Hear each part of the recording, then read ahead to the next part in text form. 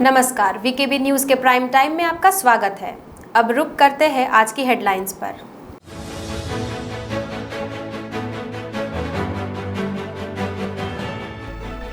बदले की भावना से की गई नारायण राणे पर कार्रवाई। भाजपा के प्रदेश अध्यक्ष चंद्रकांत दादा पाटिल का राज्य सरकार पर आरोप।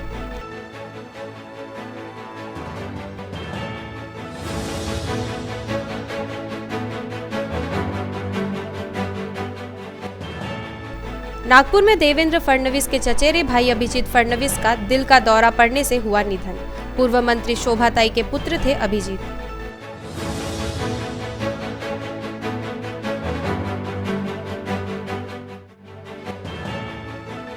और गोंदिया रेलवे स्टेशन पर मोबाइल चोर को किया गया गिरफ्तार। चोरी के माल के साथ आरोपी के पास से मिला चाकू।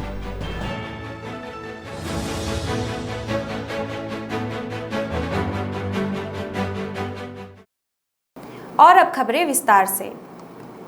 मंगलवार को नारायण राणे के खिलाफ जो कार्रवाई की गई है वो राज्य सरकार ने बदला लेने की भावना से की है, जिसके गंभीर परिणाम राज्य सरकार को भुगतने पड़ सकते हैं। इस पूरे मुद्दे पर भारतीय जनता पार्टी के प्रदेश अध्यक्ष चंद्रकांत दादा पाटिल ने अपनी चुप्पी तोड़ते हुए राज्य सरकार पर निशाना साधा। काल जामीन झाल्यानंतर बाहेर पडल्यानंतर 500 होते। बीपी त्यांचं वाढलं होतं। हे खरं म्हणजे अटक करतानाच डॉक्टरांनी सांगितल्यानंतर सुद्धा कुठलीही मेडिकल ट्रीटमेंट दिली नाही। 2.5 तास संगमेश्वर पोलीस स्टेशनमध्ये बसवून ठेवलं। अत्यंत अमानवीय झालेलं आहे आणि त्यामुळे एखादा दिवस राणेसाहेब विश्रांती घेतील। शुगर बीपी नॉर्मलला आल्यानंतर बहुधा उद्या, पण मला वैद्यकीय टाईमटेबल सांगता येणार नाही, त्यांची तब्येत नॉर्मलला आल्यानंतर यात्रा सुरू होईल। सरकार किती घाबरट आहे। काल रात्री 12 पासून आठवड्याभरासाठी सिंधुदुर्ग जिल्ह्यामध्ये संचारबंदी लागू केली। अरे वा, सिंधुदुर्ग जिल्ह्यामध्येच प्रॉब्लेम आहे का? संपूर्ण महाराष्ट्र भेटलं आहे, सगळ्या महाराष्ट्र संचारबंदी लावा। आणि संचारबंदी लावण्याने काय होतं आहे? राणे साहेबांच्या यात्रेला ज्या प्रकारचा मुंबईत प्रतिसाद मिळाला, मुंबई महानगरपालिका हरली, पोपटाचा प्राण त्या मुंबई महानगरपालिकेमध्ये आहे, हे काय राहिलं मग महाराष्ट्रामध्ये? आणि त्यामुळे मुंबईतला प्रतिसाद पाहिल्यानंतर, रायगड जिल्ह्यातला प्रतिसाद पाहिल्यानंतर हे उशिरा सुचलेलं शहाणपण आहे। काही प्रमाणामध्ये शिवसैनिकांमध्ये उत्साह निर्माण करण्याचा प्रयत्न आहे। राणे एवढं ठोकतात, तुम्ही काहीच बोलत नाही। राणे एकटं ठोकतात, त्यातलाच एक प्रयत्न आज काल रात्री 12 पासून सिंधुदुर्ग जिल्ह्यात संचारबंदी जारी केली आहे। काही परिणाम आमच्यावर होणार नाही। राणेसाहेबांच्या तब्येतीमुळे आम्ही थांबलोत। उद्या सकाळपासून राणेसाहेबांची तब्येत बरी झाली तर ही जन आशीर्वाद यात्रा सुरू होईल। कायदा सुव्यवस्थेचा प्रश्न निर्माण होतोय। आज सामनाने पण कायदा सुव्यवस्थेवर होणारा परिणाम ही आमची जबाबदारी नाही। टाळी एका हाताने वाजत नाही। ज्या वेळेला काहीशे लोक राणेसाहेबांच्या घरासमोर एकत्र येतात त्यावेळेला कायदा सुव्यवस्था कुठे असते? ते कोण होते? शिवसेनेचे कार्यकर्ते होते, ते प्रामुख्याने युवा सेनेचे कार्यकर्ते होते, ज्यांचं उद्धवजी मुख्यमंत्री असताना अभिनंदन करतात। म्हणजे तुम्ही एका अर्थाने राणेसाहेबांचं घर फोडायला गेलेल्या लोकांचं अभिनंदन केलं। कायदा सुव्यवस्था कोणाला शिकवतात? एकूणच महाराष्ट्रामध्ये काल दिवसभरात झालेला जो राजकीय खेळ आहे तो पूर्णपणे सूडबुद्धीने झाला हे आता स्पष्ट झालं। न्यायालयामध्ये सरकारने मांडलेला कुठलाही मुद्दा टिकला नाही आणि न्यायालयाने माननीय नारायणराव राणे साहेबांना पूर्णपणे मोकळीक दिली, जामीन दिला। अशा प्रकारच्या कुठल्याही घटनेनंतर टेक्निकल कंडिशन्स ज्या असतात त्या घातल्या की दोनदा त्यांनी अलिबाग पोलीस स्टेशनलाही नाही म्हटलं, जिल्ह्याच्या एसपींकडे त्यांची हजेरी लावली पाहिजे।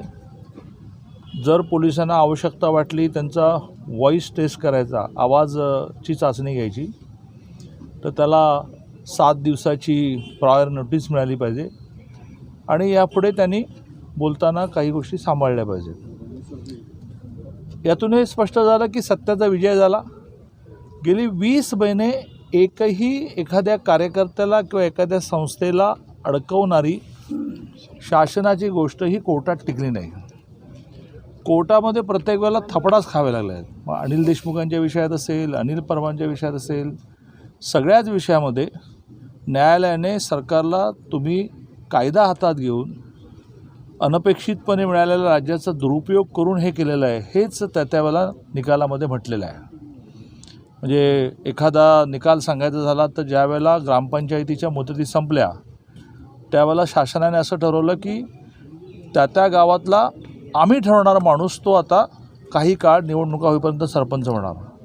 न्यायालयाने त्या विषयामधलं निकालपत्र जे दिलं ते वाचनीय आहे, ज्याला ग्रामीण मराठीमध्ये ठोकणं म्हणतात. तसं सरकारला ठोकलेलं आहे की कॉन्स्टिट्यूशनमध्ये घटनेमध्येच अशा प्रकारचं प्रावधान आहे की निवडून आलेल्या प्रतिनिधीच्या हातामध्येच तिजोरीची किल्ली देता येते. तर तुम्ही हे नवीन काय काढलं, अशी एक मोठी यादी आहे. आता पुढे काय, तर भारतीय जनता पार्टी ही कधीही मनामध्ये खुन्नस ठेवून लाँग टर्म काम करत नाही.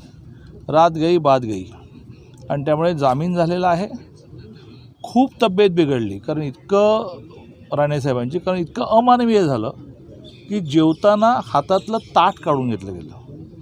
शुगर हेवी असणारा हा माणूस, ज्याची शुगर, मला असं वाटतं की मीडियाने सुद्धा राणेसाहेबांचं वाक्य चुकलं असं जे म्हणणं सुरू केलं आहे, मला असं वाटतं की ते वाक्य पुन्हा एकदा मला म्हणायला लागेल. हां, उद्धवजी महाराष्ट्राचे मुख्यमंत्री असताना देशाला स्वातंत्र्य मिळून 75 वर्ष पूर्ण होत आहेत हा संदर्भ देताना चुकले, हे झाकण्यासाठी राणेसाहेब जे बोलले की जर मी शेजारी असतो तर एक थोबाडीत मारली असते. मग ते थोबाडीत मारायला उद्या मातोश्रीवर जाणार असं म्हणाले, शोधून त्याला थोबाडीत मारतो असं म्हणाले. जर मी शेजारी असतो तर मुख्यमंत्री असून एवढा कळत नाही का असं मी थोबाडीत मारली असती. हा एक कॉमन संवाद आहे, एक लावून दिली असती, हा कॉमन संवाद आहे. त्याचं इतकं टोक गाठलं गेलं मीडियाकडून सुद्धा. मीडियाने सारखं कसे राणे चुकले. राणेंची एक भाषा आहे, राणेंची एक शैली आहे, मलाही मान्य आहे.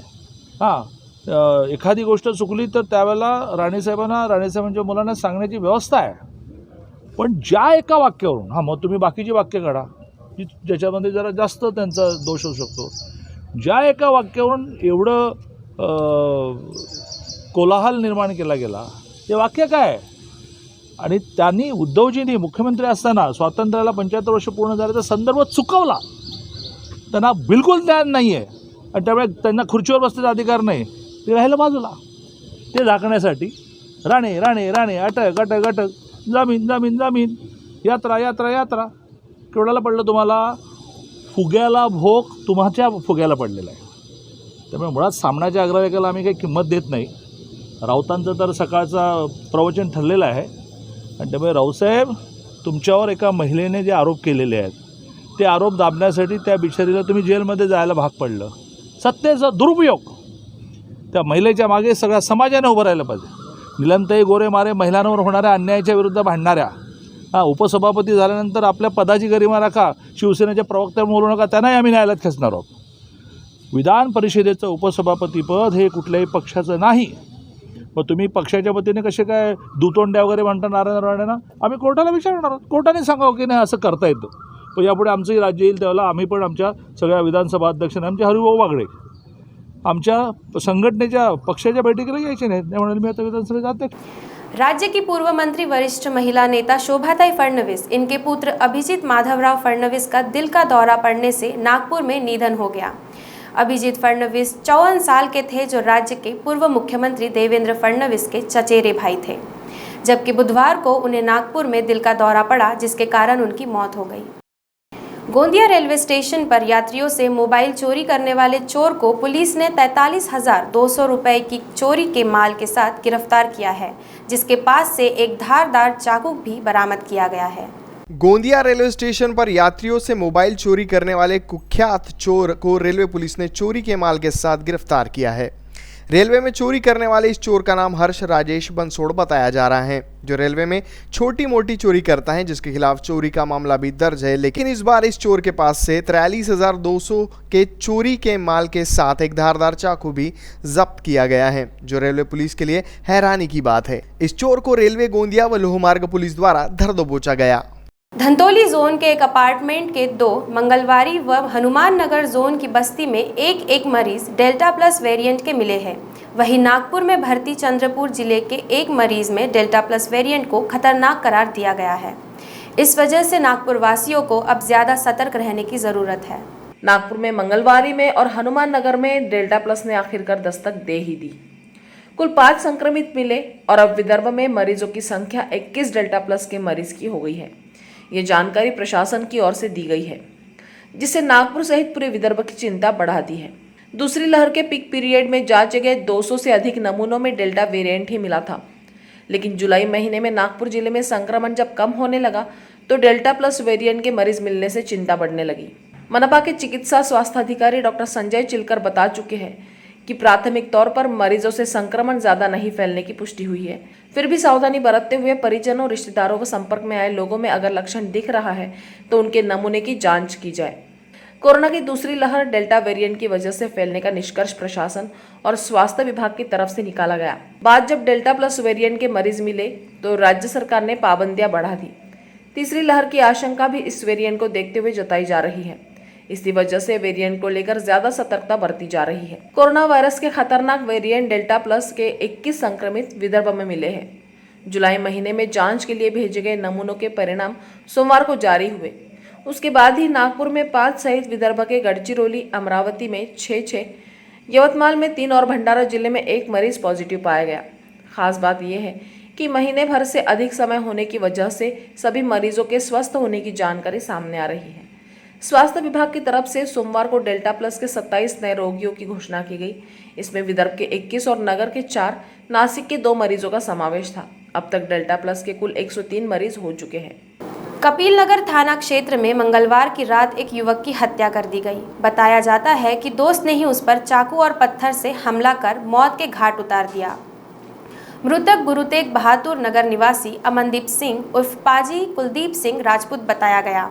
इस घटना से परिसर में दहशत फैल गई। वहीं दूसरी ओर हत्या की वारदातों से लोगों में भय का माहौल भी बनता जा रहा है। स्थिति ये बन गई है कि नागपुर में कुछ दिनों बाद हत्याएं हो रही है। पुलिस के अनुसार कुलदीप का दोस्त संयम बागड़े कपिल नगर थाना अंतर्गत म्हाड़ा कॉलोनी की गली क्रमांक 18 में रहता है। वह अक्सर संयम से मिलने परिसर में जाता है। मंगलवार की रात 10 बजे के दौरान भी वह संयम से मिलने गया था। इसी दौरान उसका संयम से विवाद हो गया। संयम ने कुलदीप को मारना शुरू कर दिया। उसकी गर्दन पर चाकू से वार किया। कुलदीप वहीं गिर गया। इसके बाद संयम ने उसके सिर पर पत्थर से वार कर मौत के घाट उतार दिया और फरार हो गया। घटना की जानकारी मिलते ही डीसीपी नीलोत्पल और कपिल नगर थाने के इंस्पेक्टर अमूल देशमुख अपनी टीम के साथ मौके पर पहुंचे। देर रात तक हत्या की वजह पता नहीं चल पाई थी। नीलोत्पल ने बताया कि प्राथमिक जांच में संयम और कुलदीप के एक ही वाहन पर परिसर में दाखिल होने की जानकारी है। हत्या की वजह पता नहीं चल पाई है। पुलिस आरोपी की तलाश में जुटी है। घटना के बाद पुलिस ने परिसर में तलाशी अभियान शुरू कर दिया है, साथ ही रात के वक्त गश्त लगाकर है। देश के रक्षा मंत्री राजनाथ सिंह ने महापौर दयाशंकर तिवारी से मुलाकात की। महापौर ने रक्षा मंत्री को बताया कि नागपुर मनपा की ओर से स्वतंत्रता के 75वें वर्ष के मौके पर एम्प्रेस मिल परिसर में 1 लाख वर्ग फुट जगह पर वंदे मातरम उद्यान बनाया जा रहा है। इस उद्यान को युद्ध में शहीद हुए सैनिकों, शौर्य पदक प्राप्त सैनिक, पूर्व सैनिक, वीर गति को प्राप्त सैनिकों की विधवाओं और उनके आश्रितों को समर्पित किया जाएगा। इस दौरान रक्षा मंत्री सिंह ने महापौर की संकल्पना की प्रशंसा की। इस मौके पर मनपा आयुक्त राधाकृष्णन बी, पूर्व सांसद अजय संचेती आदि उपस्थित थे। महापौर ने रक्षा मंत्री को ज्ञापन भी सौंपा। महापौर ने रक्षा मंत्री से ज्ञापन में मांग की कि उद्यापन के लिए सेना के T-72 टैंक, वायुसेना के 2 लड़ाकू विमान MiG-23-27 तोप के अलावा 2 DPSLR 7.2 मिलीमीटर की मांग भी उन्होंने की। वंदे मातरम उद्यान को युद्ध में शहीद हुए सैनिकों, शौर्य पदक प्राप्त सैनिक, पूर्व सैनिक, वीरगति को प्राप्त सैनिकों की विधवाओं और उनके आश्रितों को समर्पित किया जाएगा, जो शहर की एक पहचान भी बनेगा। तो वक्त हो गया एक छोटे से ब्रेक का। मिलते हैं एक ब्रेक के बाद। बाय। सब जानना चाहते हैं मेरा फेवरेट कलर, मेरा फेवरेट डेस्टिनेशन, मेरी फेवरेट डिश, पर कोई ये नहीं पूछता कि फेवरेट डिश मैं बनाती कैसे हूँ। अरे यार, जिसे टेस्टी खाना पसंद है वो अच्छे टेस्ट तक पहुँच ही जाता है। सुरुचि मसाले, खाने में हो रुचि तो घर लाइए सुरुचि। अपने सपनों की उड़ान भरने की इच्छा तो हर किसी की होती है, पर पंख भी तो मजबूत होने चाहिए। जो देता है flywheel aviation academy. Flywheel aviation academy एक ऐसा इंस्टीट्यूट है जहां पर एयरलाइंस एंड एयरपोर्ट हॉस्पिटैलिटी और टूरिज्म मैनेजमेंट, साथ ही यहां campus interview, guidance by industry expert, practical training at airport, expert faculty, personal grooming जैसे कई सारे बेनिफिट्स आप पा सकते हैं। Flywheel aviation academy, 1 degree 3 job opportunities. Flywheel aviation academy gives you a degree और diploma with a job. Flywheel aviation academy, 365 Gandhinagar, LAD college square, beside Karnataka bank, Nagpur. Break के बाद आपका स्वागत है।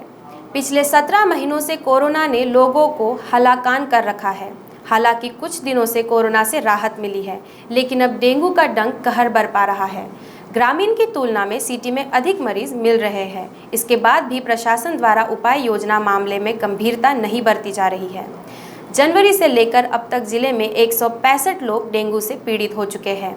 इनमें से 6 लोगों की मौत सरकारी रिकॉर्ड में दर्ज है। बारिश के सीजन में हर वर्ष डेंगू आतंक मचाता है। पूर्वी विदर्भ में सबसे प्रभावित जिलों में नागपुर का ही समावेश है। इसके बाद भी प्रशासन द्वारा उपाय योजना के नाम पर केवल जन जागृति के अलावा कुछ खास नहीं किया जाता।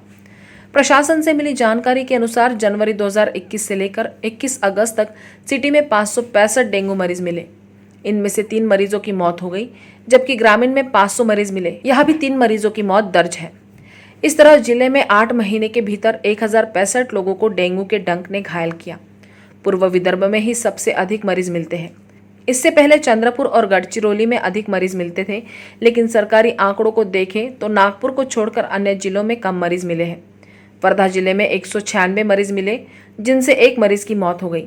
इसी तरह चंद्रपुर जिले में 274 मरीज मिले, जबकि 1 की मौत हुई। भंडारा जिले में 23 मरीज, 1 की मौत। गढ़चिरौली में 22 और गोंदिया में 90 मरीज मिले।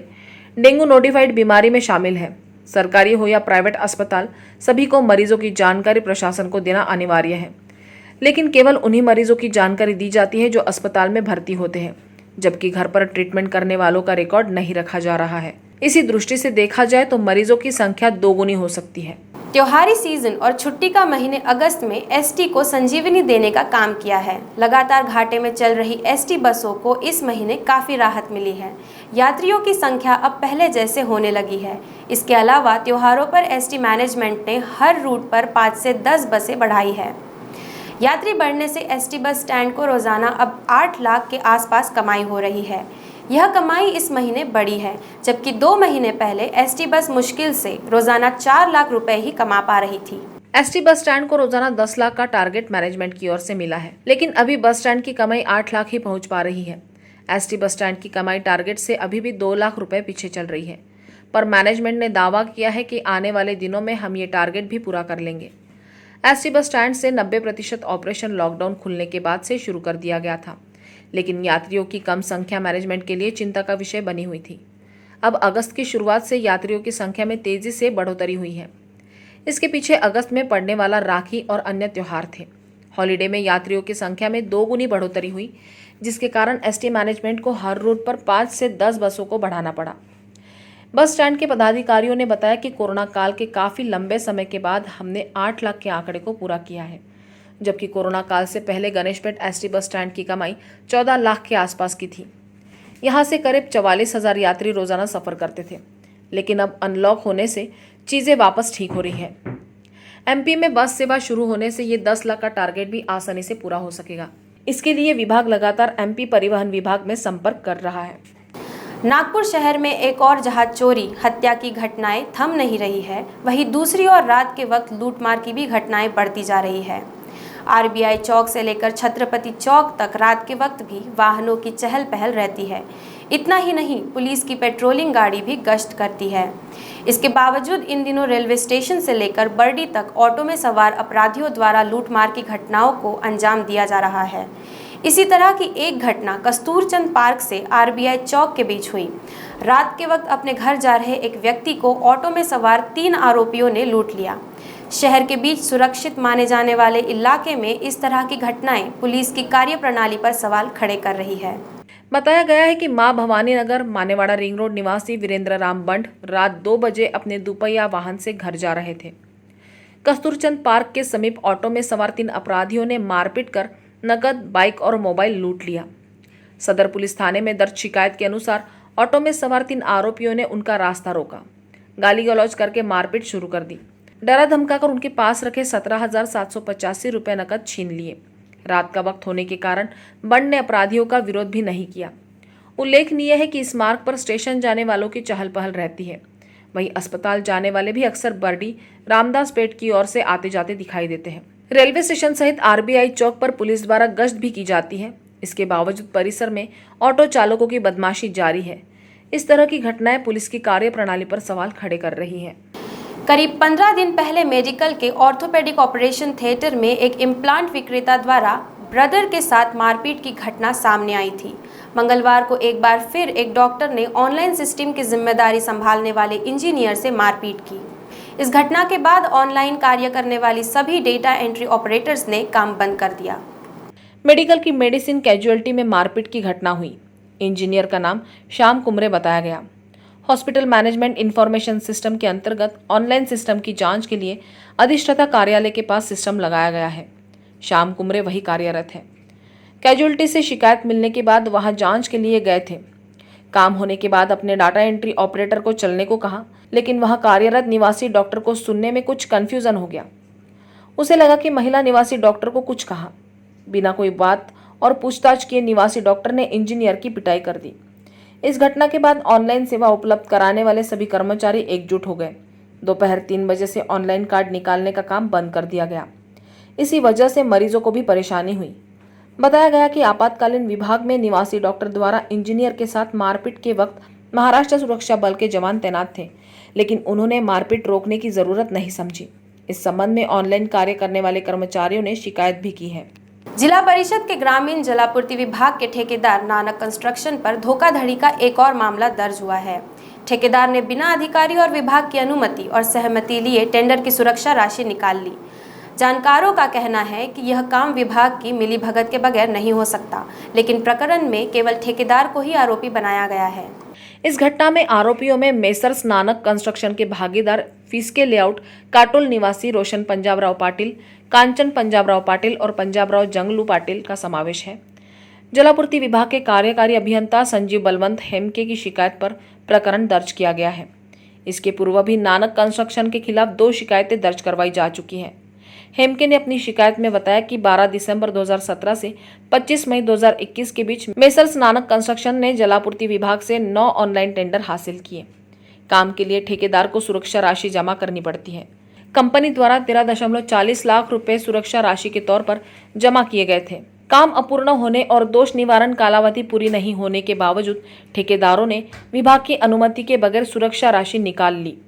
उल्लेखनीय है कि इस धोखाधड़ी से पहले भी नानक कंस्ट्रक्शन के खिलाफ अनियमितता की शिकायत आती रही है। जानकारों की माने तो सुरक्षा राशि निकालने से पहले कुछ नियमों का पालन करना तो होता ही है, यानी राशि की निकासी से पहले संबंधित विभाग के अधिकारियों से अनापत्ति प्रमाण पत्र लेना होता है, जो इस मामले में नहीं लिया गया। साउथ ईस्ट सेंट्रल रेलवे मजदूर कांग्रेस के अध्यक्ष तपन कुमार चैटर्जी के निर्देश पर मंडल समन्वयक पीताम्बर लक्ष्मी नारायण के मार्गदर्शन में रेल कर्मियों ने सरकार की कर्मचारी विरोधी नीतियों के खिलाफ जमकर विरोध प्रदर्शन किया। मंडल रेल प्रबंधक कार्यालय के प्रांगण में आयोजित इस विरोध प्रदर्शन का नेतृत्व पीताम्बर ने किया। प्रदर्शन के दौरान पीताम्बर ने कहा कि रेल कर्मी अपनी जान पर खेलकर नौकरी करते हैं। ऐसे में सरकार ने तत्काल प्रभाव से कर्मचारी विरोधी नीतियों को बंद करना चाहिए।